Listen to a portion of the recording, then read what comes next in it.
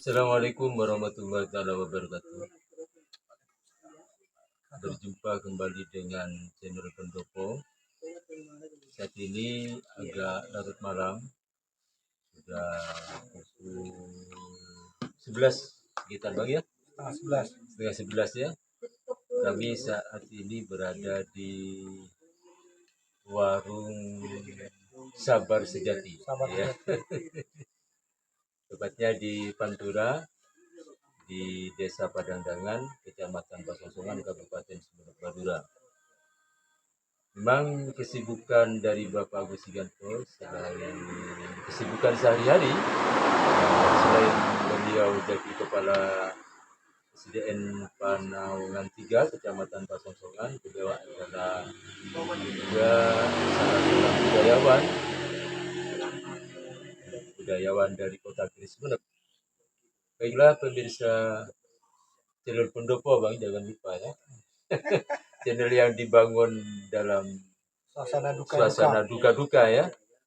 Baiklah, pembahasan kali ini kita akan memperbincangkan tentang lagi viral nih bang, yaitu tentang wacana pembatasan jam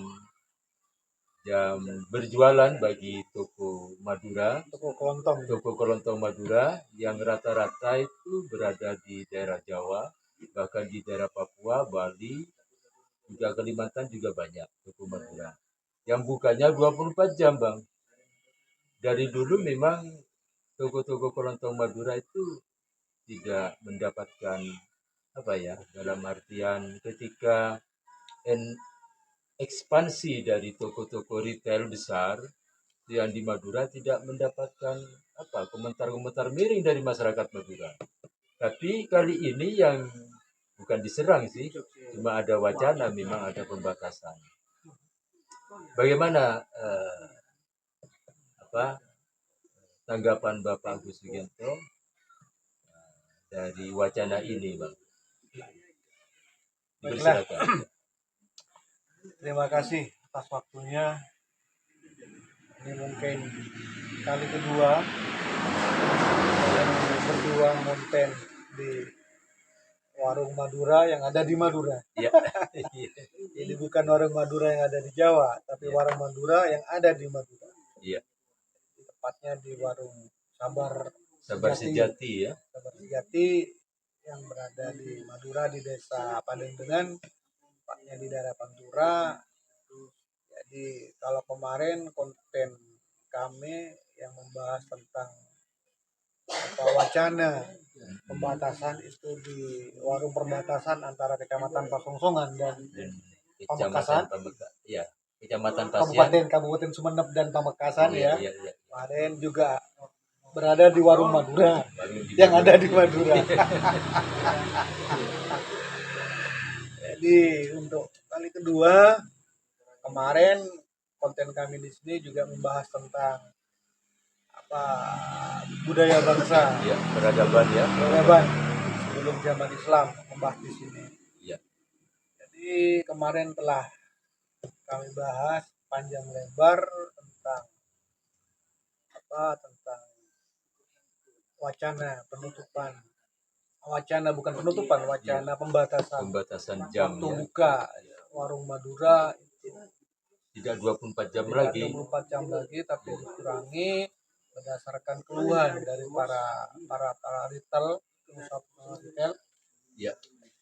Karena omset turun katanya, ya. Yang sebenarnya berawal dari aksi dan reaksi. Ya. Jadi para retail besar seperti dibahas kemarin, ya, melakukan aksi ekspansi sampai ke pelosok, ya, sampai beberapa pasar tradisional banyak yang kolap, bangkrut, gulung tikar, berpindah profesi, mengurangi tenaga kerja, bahkan juga sampai ngutang bayar, pokoknya berbagai trik dilakukan oleh gali lubang tutup lubang ya, oleh para pedagang tradisional agar bisa bertahan dari gempuran retail modern yang telah ekspansi ke kecamatan, bahkan di daerah pedesaan. dan ada di Madura. Aksi tersebut ya, kemudian ada reaksi. Sejatinya Bang, sejatinya itu pemangku kebijakan melihat realita yang terjadi di pelosok-pelosok desa itu, dengan hadirnya retail besar itu seharusnya juga melakukan apa yang menjadi keluhan, menanggapi aspirasi daripada pengusaha toko-toko kelontong yang warung-warung kecil Bang. Seharusnya kalau memang adil gitu ya. serba serba dilematis juga. Iya. Serba dilematis juga. Ya mungkin di satu sisi mungkin pendapatan dari sumber pajak mungkin ketika ada retail itu mungkin untuk pendapatan asli daerah bisa naik. Mungkin Iya. di satu sisi seperti itu. Dengan adanya perizinan mungkin Ya, atau juga para duta besar kan karena pemilihannya di pusat, Iya. jadi bisa saja ada apa dari orang pusat gitu kan, juga agar dibantu gitu. Sehingga di daerah juga suka nggak suka harus membantu juga Iya, karena seharusnya pemiliknya kan para orang-orang besar gitu, mungkin seperti itu, mungkin pertimbangannya seperti itu. Tapi itu adalah bentuk reaksi dari para orang Madura yang memang terkenal gigih dan pantang menyerah dalam berjuang, apalagi menyangkut nafkah kehidupan, sehingga pelan tapi pasti kalau keadaan berbalik, Iya. kalau pada beberapa puluh tahun yang lalu retail besar menyerbu kecamatan dan pedesaan, begitu diserang balik warung Madura yang naik. Iya. Kalau dulu tuh retail besar turun ke bawah, nah kebalikannya warung Madura naik ke atas, ekspansi juga ke perkotaan-perkotaan hampir di seluruh wilayah Indonesia, bahkan sampai ke Papua juga, akhirnya kelimpungan juga. Iya. Karena apa yang dimanfaatkan adalah pangsa dari durasi buka. Tidak ada pembatasan durasi buka. Walaupun retail besar juga yang ada di kecamatan juga ada yang sampai buka 24 jam juga. Iya, Ada juga yang sampai buka 24 jam. Tapi ya dilemanya kemarin telah disampaikan. Dilemanya mau protes gimana, wong yang kerja masih ada hubungan famili, yang disewa oleh retail besar juga tanahnya yang masih ada hubungan famili, sehingga serba dilematis. Jadi jalan satu-satunya juga bersaing sehat dengan cara ekspansi seperti itu. Iya.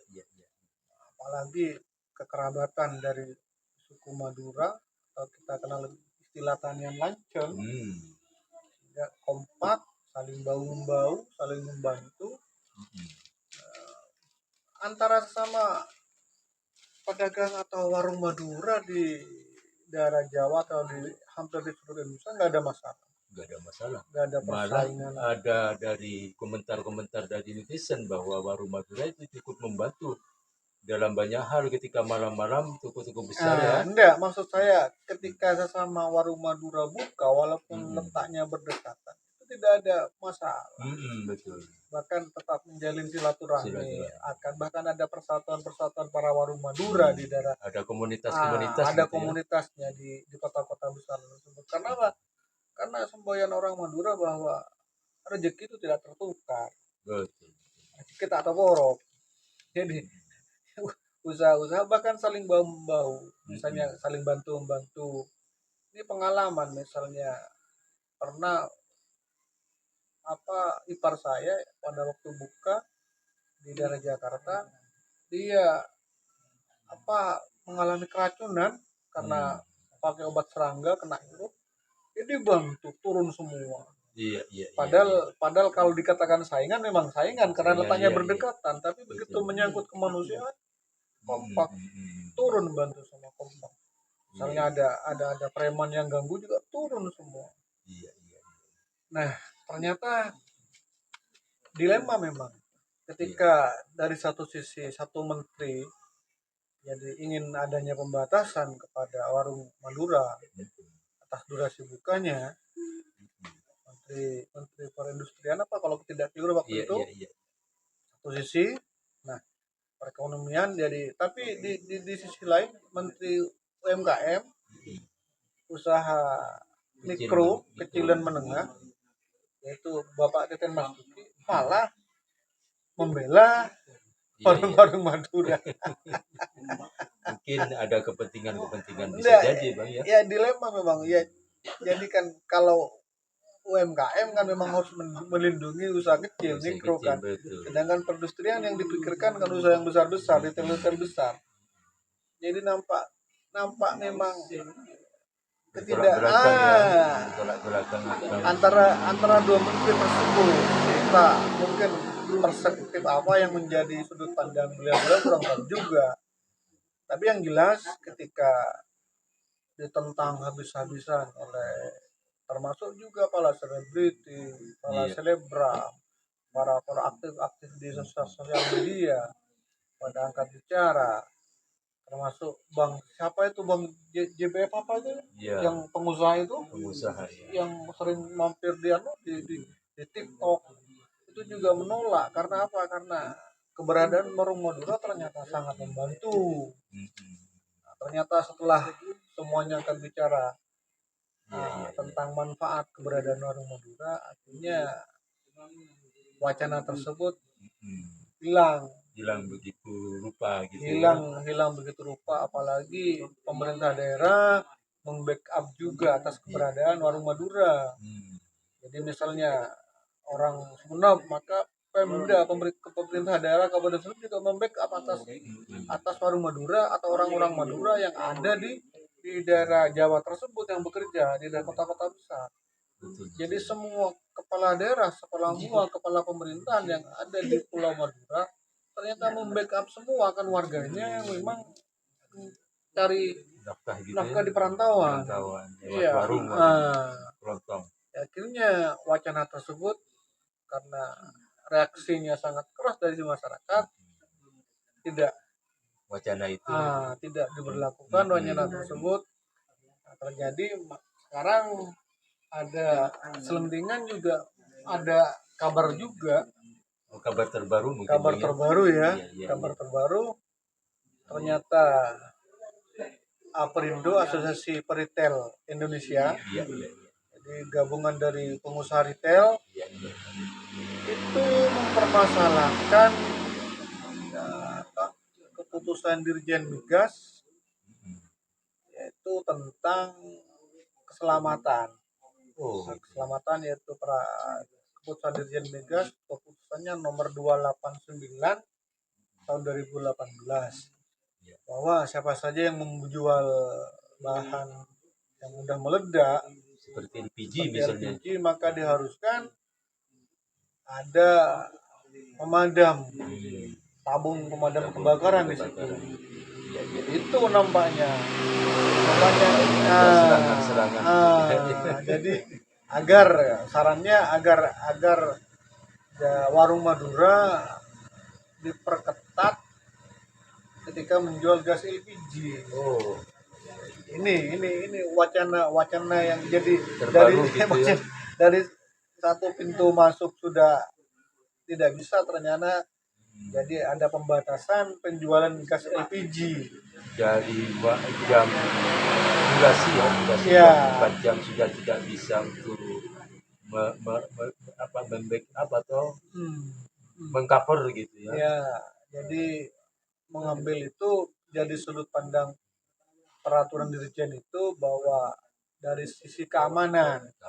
Kalau retail besar, sisi keamanannya diperhatikan ketika menjual barang-barang yang mudah meledak, harus siap tabung pemadam kebakaran. Ini warung-warung kecil seharusnya juga disasar juga.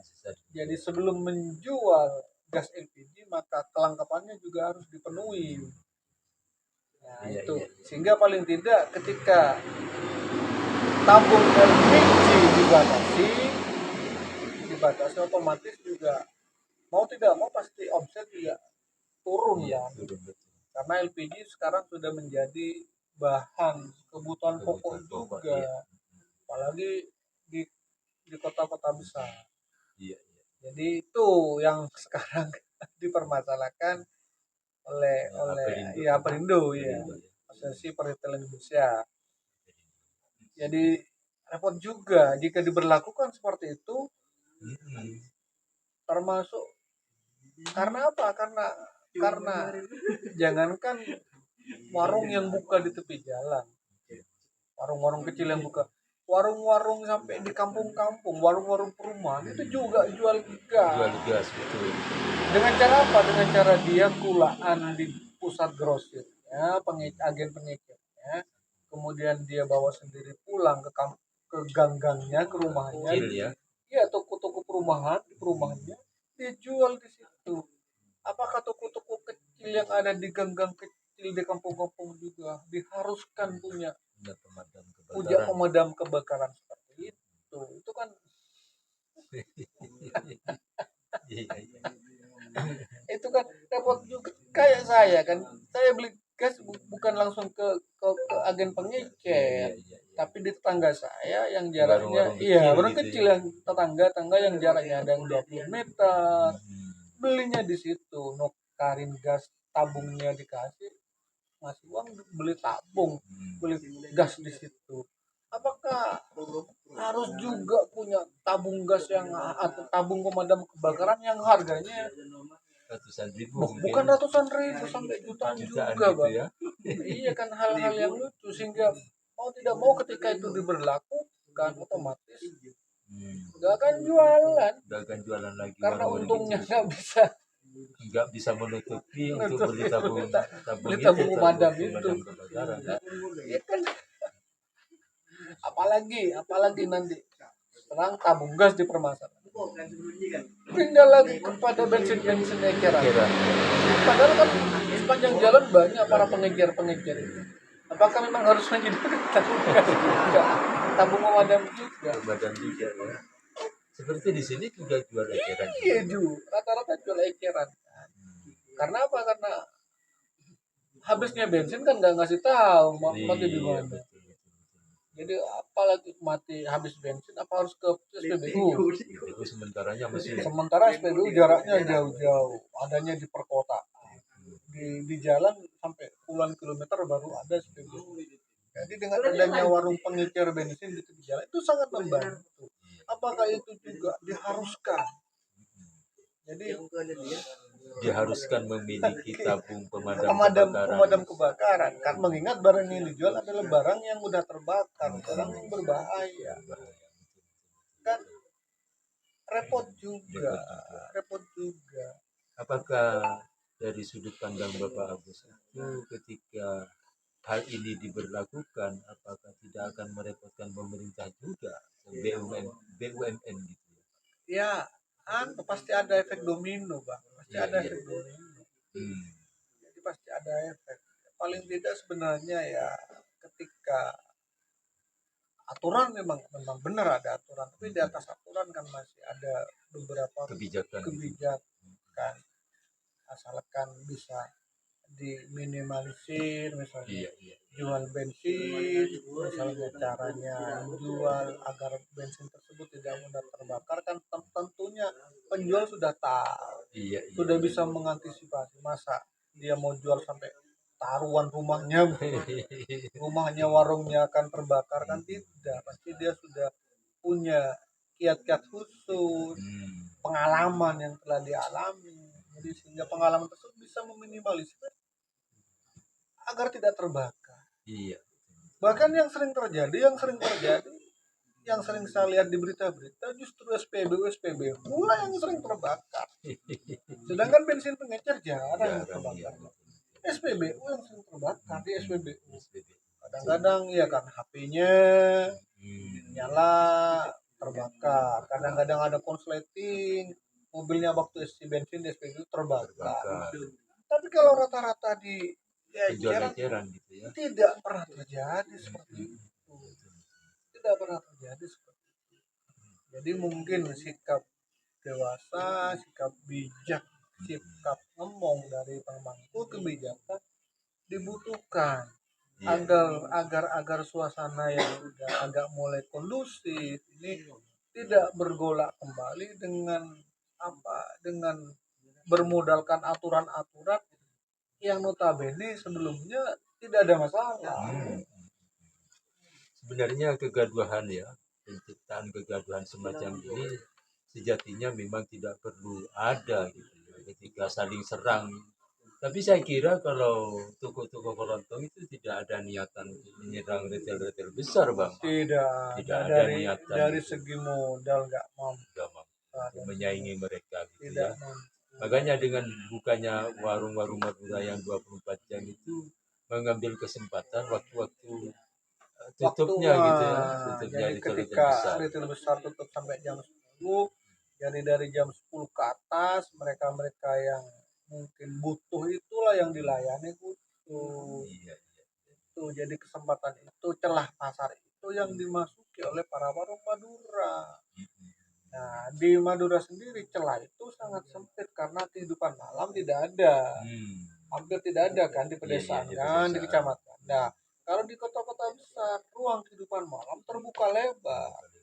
Sehingga celah itu dimanfaatkan oleh warung-warung Madura. Nah, ketika dimasuki celah tersebut, otomatis yang belanja malam, otomatis keesokan harinya mungkin tidak belanja lagi di retail-retail itu. Sehingga omset retail juga terasa turunnya. iya betul. Iya Dengan kan? serbuan toko-toko Madura gitu ya. Iya, mungkin Tapi kan paling tidak di toko-toko kelontong Madura itu kan ada sisi positifnya jelas ketika kita kurang duit untuk beli serokok satu bungkus itu bisa bisa ngecek, eceran. bisa ngecek, Ketika beli obat nyamuk malam-malam itu kan bisa kadang ngutang. ngutang. Jadi Kalau asal dikenal. kehabisan bensin saja, misalnya taruh kata kehabisan bensin tengah jalan, nggak bawa uang, nggak kenal, kan bisa jaminkan KTP atau SIM gitu atau ya. SIM bisa, nggak ada masalah. Nah, kemudahan-kemudahan seperti itu yang tidak dapat direalisasikan, itulah yang dirasakan bermanfaat pada masyarakat. Sehingga ketika ada wacana untuk membatasi, ya bergolak masyarakat protes. Karena selama ini yang terdepan membantu ketika mengalami kejadian atau emergensi adalah orang-orang Madura. Sakit tengah malam, habis bensin tengah malam, kehabisan obat nyamuk, nanak nasi tengah malam karena lapar, kerja malam, gas habis, mana beli di warung Madura. Gak punya uang, besok bayar besok, belum gajian bayar bulan depan. Ini kan sangat membantu bergeraknya roda ekonomi, perekonomian masyarakat kecil gitu ya. Jadi lebih banyak sisi manfaatnya dibandingkan dengan sisi pertimbangan dari apa yang dipermasalahkan oleh para retail besar itu. Makanya masyarakat banyak protes, ibu-ibu rumah tangga banyak protes. Yang banyak protes hanya kaum mama. Iya betul. Paling tidak dengan adanya warung Madura itu kan yang biasanya mau beli eceran tidak mungkin untuk di retail-retail besar seperti rokok dan obat nyamuk. Yang jelas kan Bang ya, itu Bang. Iya, jelas. Jadinya beli di warung. Iya. Sampo bisa ngecek. Bisa eceran juga. Iya, pokoknya serba ngejar semua. Bahkan kalau sudah akrab misalnya, ini ya apa bayar entah mingguan, entah bayar bulanan, disatukan dulu 1 bulan bayar, 1 minggu bayar, ada yang seperti itu kan. Perlu diketahui juga Bang bahwa warung-warung Madura tidak semuanya itu sukses, bahkan ada yang walaupun itu merantau. Iya, Banyak yang juga kolab. Banyak sebenarnya juga apalah ngadu untung juga, gambling juga, bahkan ada juga yang tekor meskipun ada hubungan famili kadang-kadang familinya sendiri yang nipu familinya sendiri, jadi dia nggak enak juga, wah itu keponakan saya masa ngerjain saya. Itu juga terjadi, banyak yang terjadi seperti itu. jadi resikonya juga besar juga. Ada kan beberapa teman-teman saya yang mencoba peruntungan, guru, teman-teman guru ambil koperasi, ambil perbankan dengan harapan bisa bisa ada dua pendapatan, di samping gaji juga ada itu. Ternyata malah sebaliknya. Malah sebaliknya, padahal sudah kadang-kadang yang jaga anaknya sendiri, kadang-kadang keponakan malah terbang. Bahkan risiko juga ketika seperti kemarin kejadian kecelakaan ketika mulak gitu ya. Iya, kadang-kadang Mulakan gitu. ditodong preman. Itu kan termasuk resiko yang di luar ekspektasi, dadakan, di luar retorika, langsung tahu kecelakaan, meninggal, dirampok dan sebagainya. Kan perampokan juga ada kadang-kadang. Iya, preman juga yang di sekitarnya. Iya, di sekitar. Tapi kadang-kadang orang Madura itu ketika ke warung itu biasanya di sekitarnya itu saling itu ada komunikasi gitu dengan orang sekitar, masyarakat sekitar gitu kan. Jadinya ketika ancaman teror atau semacam preman-preman yang mengganggu itu akhirnya sungkan juga. Terus ke depan itu harapan kita Bang, dari para pengusaha Perindo itu seharusnya tidak menciptakan kegaduhan lagi Bang, dan kita bersaing sehat. Iya, tidak ciptakan kegaduhan lagi paling tidak. Tapi paling tidak begini juga Bang, dengan maraknya toko online juga jadi berpengaruh Bang. Nah, jadi sebenarnya apa persaingannya bukan antara toko kelontong dengan retail besar itu. Jadi toko-toko online juga sekarang kan sudah marak begitu Bang ya. Jadi bahkan ada toko online, bahkan pakai ojek online juga. Kan ini langsung diantar. Iya. Marketplace ya, Tokopedia kan banyak. Mereka yang berjualan adalah kebanyakan perusahaan juga Bang. Perusahaan besar juga membuka toko online gitu di beberapa marketplace. Iya. Itu juga menjadi salah satu faktor penyebab sehingga retail juga menurun. Retailnya juga menurun seperti itu. Online, jualan online itu. Biasanya beli di retail ya langsung beli di Lazada, di mana itu kan. Lampu kan murah, beli lampu di itu. Banyak hal-hal yang penyebab sebenarnya bukan hanya toko atau warung kelontong Madura yang menyebabkan para pengusaha-pengusaha retail itu yang menyebabkan penjualannya menurun sebenarnya. Kita tidak melihat, harusnya tidak melihat Perindo tidak melihat satu sisi dari warung Madura, karena warung Madura keberadaannya sangat membantu, bermanfaat sekali kepada masyarakat sekitar yang ada di situ. Banyak penyebab yang menjadi pemicu sehingga omset para retail itu turun. Salah satunya itu ya, kita sekarang sudah zaman serba global, serba digital. Bayangkan sekarang kita lihat saja siapa dulu yang pernah mau nyanyi taksi Bluebird. Iya betul. Surabaya. Armadanya berapa ribuan. Tapi ternyata dengan hadirnya Gojek yang cuma bermodalkan sepeda motor doang, tapi aplikasi habis. Para taksi-taksi itu habis kan? Nah, global sekarang. Jadi retail kan cuma buka di situ. Jadi kalau ada toko lain yang bisa ngantarkan, otomatis pelanggan milih yang bisa ngantarkan. Tapi paling tidak di Alfamart sebenarnya ada juga kurirnya Bang. Iya. Kurirnya ada, kemarin saya lihat itu armadanya sepeda motor. Tapi kan ada juga permasalahannya ketika pakai kurir, otomatis biaya juga bertambah. Ongkir. Jadi beda dengan yang sudah di marketplace seperti itu.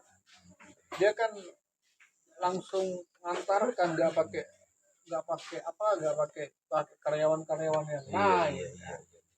Jadi itu permasalahan. Sebenarnya banyak faktor. Banyak faktor yang menyebabkan penurunan omset dari Nah, retail-retail itu nah, ya. karena yang nampak dengan maraknya warung Madura omset turun, jadi sehingga apa saling serangnya face to face-nya sama toko kelontong. Iya, iya. Padahal Toko kelontong itu mungkin kekuatan hukumnya ya. Karena mungkin tidak apalah istilahnya tidak mengantongi izin atau gimana. Tapi paling tidak dia kan bayar pajak juga bayarnya jelas kan. bayar pajak, biar pajak ketika dia sewa sama itu kan sewanya kan bisa juga dinotariskan, itu kan juga ada pajak, itu kan mendatangkan pendapatan kepada asli daerah gitu ya. pada daerah yang disewa itu kan.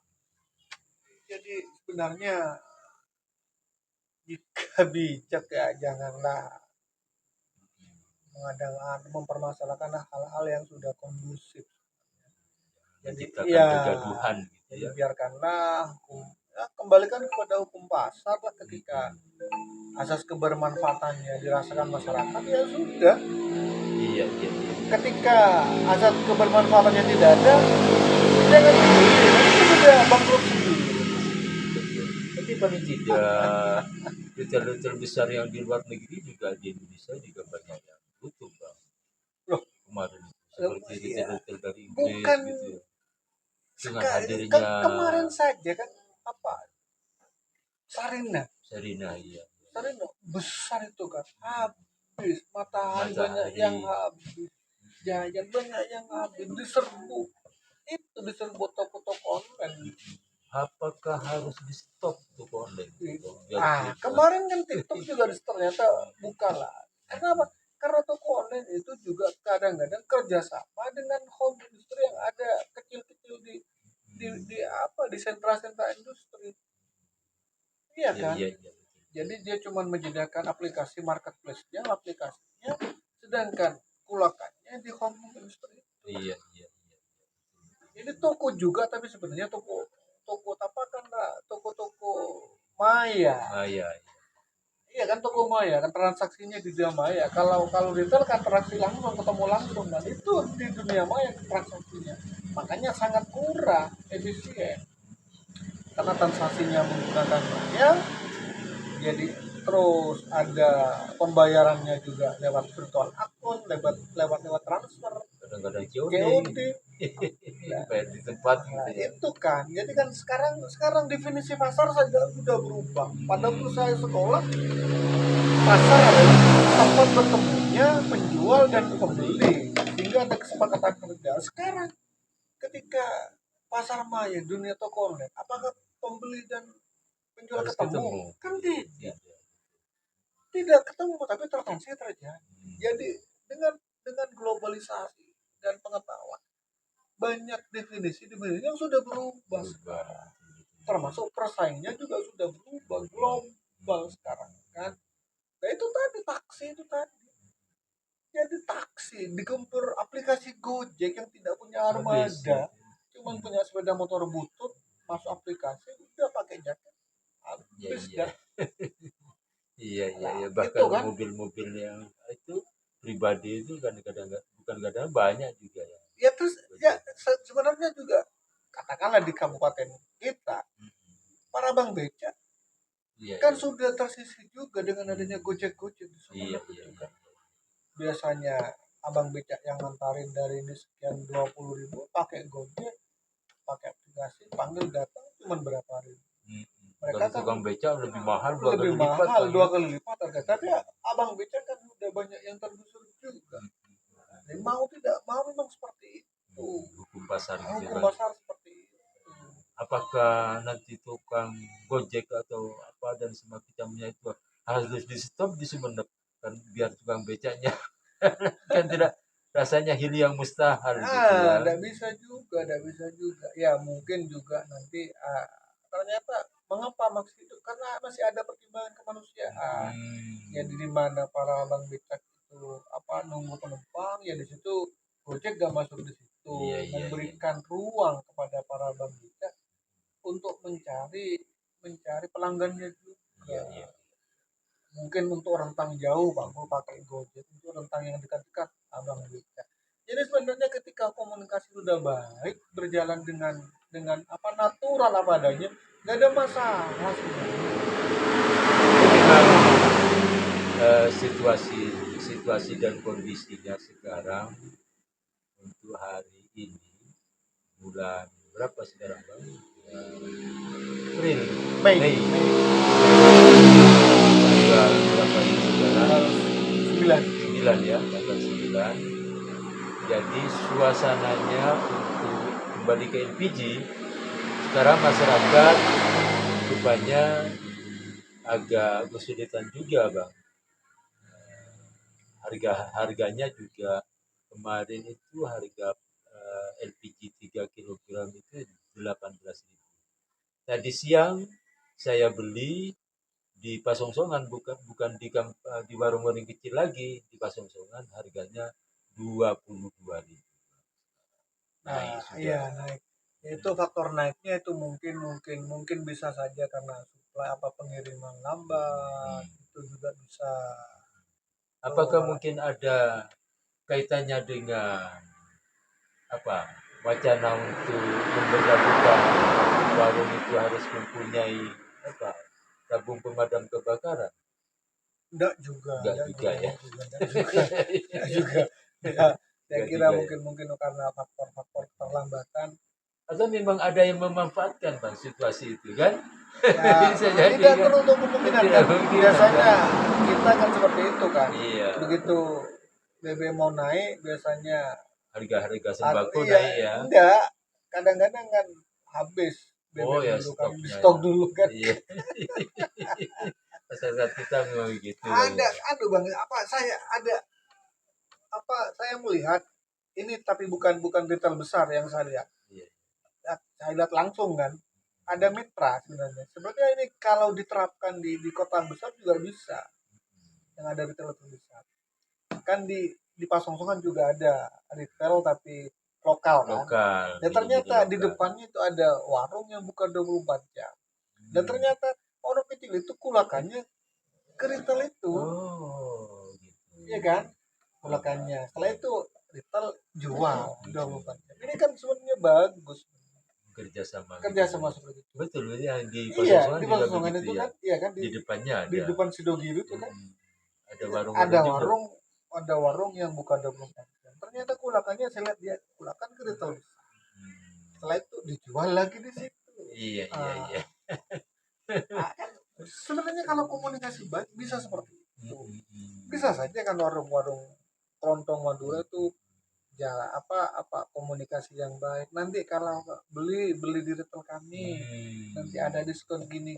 Nah, kulakannya kan enak kan. Iya, iya, iya, betul.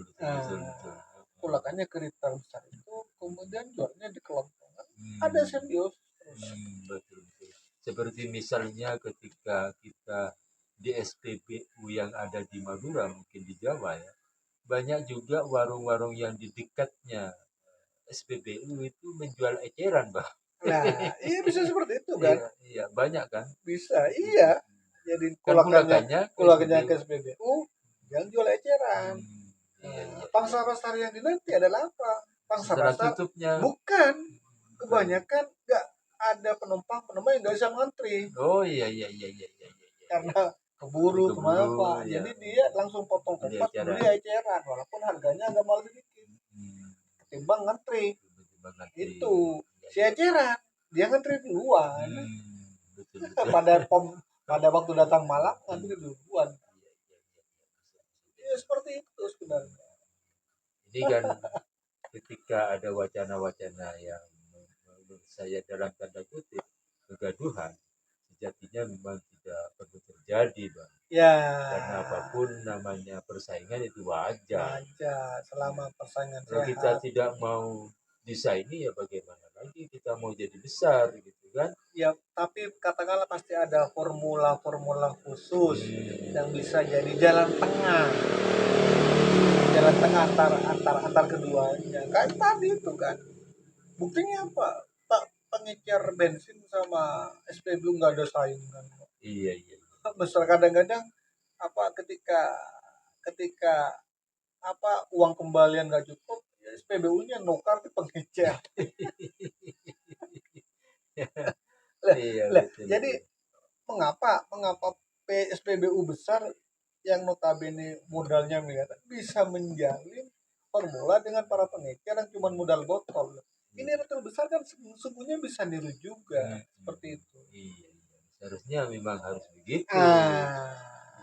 Ya satunya kan itu komunikasi yang baik ketika beli di retail besar, kasih kasih potongan sehingga kulakannya di retail besar, jualannya tetap di kelontong Madura, kan Iya, jalan terus kan.